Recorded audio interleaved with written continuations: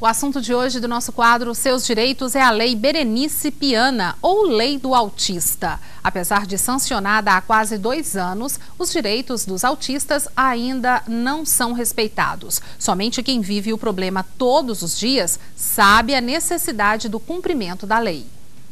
A Gabriela tinha 8 meses de vida quando a Raimunda e o Melcíades perceberam os primeiros sinais do que futuramente vinha a ser confirmado como autismo. Os pais lembram que ali começava um longo caminho na luta pela qualidade de vida da filha, que hoje está muito bem. Até brincou com a nossa câmera. Mas a maior dificuldade foi a confirmação do diagnóstico. Na minha cidade, por exemplo, que é o interior do Tocantins, em Colinas, lá não tinha um especialista que falasse assim, a sua filha tem e pode encaminhar para um tratamento. Não tinha nenhuma instituição que tratasse disso, assim, a não ser a PAI que poderia dar o suporte, mas assim, não direcionado para o autista, né? A Lei 12.764, mais conhecida como Lei Berenice Piana, pode ser um avanço para os pais que lutam pelos direitos de seus filhos. Com a lei ficam assegurados o acesso a ações e serviços de saúde, incluindo o diagnóstico precoce, o atendimento multiprofissional, a nutrição adequada e a terapia nutricional, os medicamentos e as informações que auxiliem no diagnóstico e no tratamento. Outro avanço previsto na lei é que as instituições de ensino voltadas para a educação infantil, a partir de agora, não podem recusar mais alunos autistas. A notícia agradou a Raimunda, que sente muitas falhas do poder público na hora de amparar os pais de filhos autistas. A gente chega numa cidade como essa, com uma criança especial, o que você vai fazer? Você não tem casa, às vezes você precisa se adequar ao horário de trabalho porque você tem que tratar seu filho, e aí? Onde você vai buscar essa ajuda? Para esta especialista, os autistas podem e devem se inserir nas escolas, mas ela lembra que falta melhor estrutura humana para recebê-los. Já tem melhorado muito, né? O acesso das escolas ao conhecimento, às características do transtorno do espectro autista. Mas acho que a gente ainda precisa avançar mais, né? Com divulgação, com estudo, com formação por parte dos profissionais.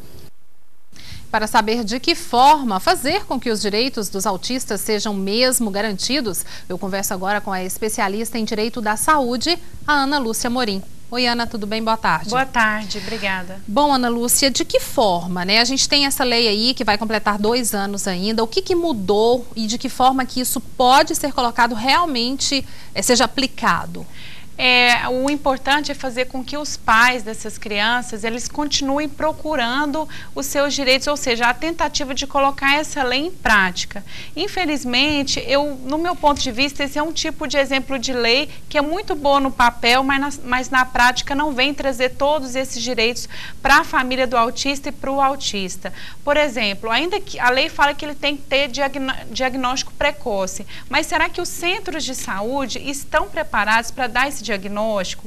No caso, eles não podem ser rejeitados nas escolas, mas será que essas escolas estão preparadas para receber essa criança autista?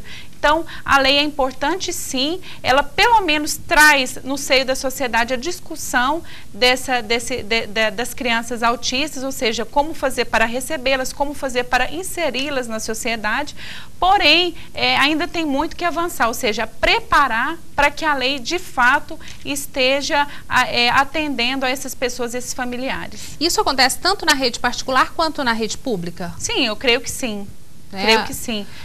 Que não é porque pelo fato da lei já estar em vigor já há quase 2 anos, não quer dizer que todas as escolas particulares, por exemplo, do estado de Goiás, estejam preparadas para receber uma criança autista. Aí vai da direção, do investimento e até da preparação desses profissionais para trabalhar em receber essas crianças. O autista ele tem direito a um acompanhante na escola? Sim, tem direito. A escola não pode barrar esse acompanhante. E de que forma que os pais podem cobrar, né, esse acompanhante? O que tem que ser feito? Eles devem cobrar isso da direção da escola, ou seja, a direção da escola não pode barrar a entrada desse acompanhante com essa criança, né? E uma vez a escola fazendo isso, ou seja, descumprindo a lei, ele pode entrar com uma ação judicial, procurar o Ministério Público ou a Defensoria Pública, caso ele não tenha condições de arcar com a despesa de um advogado.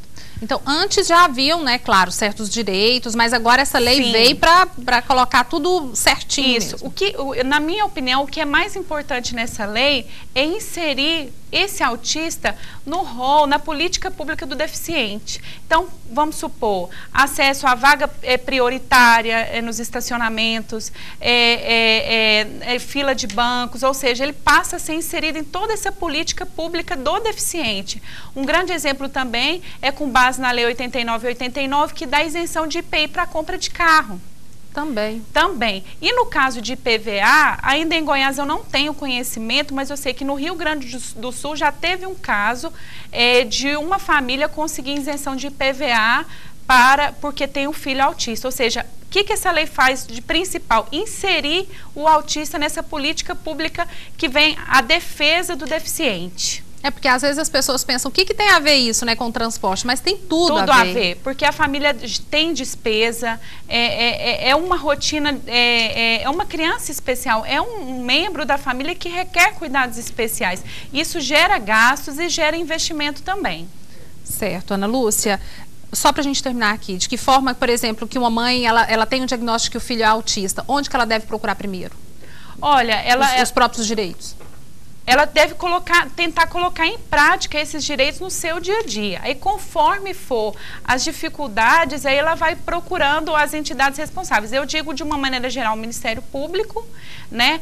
Como na reportagem mencionou, a própria APAE já tem feito um trabalho no sentido de orientar e até informar esses pais desses direitos, mas, como eu falei anteriormente, a maior vantagem dessa lei é a inserção desse autista nessas políticas públicas de proteção ao deficiente.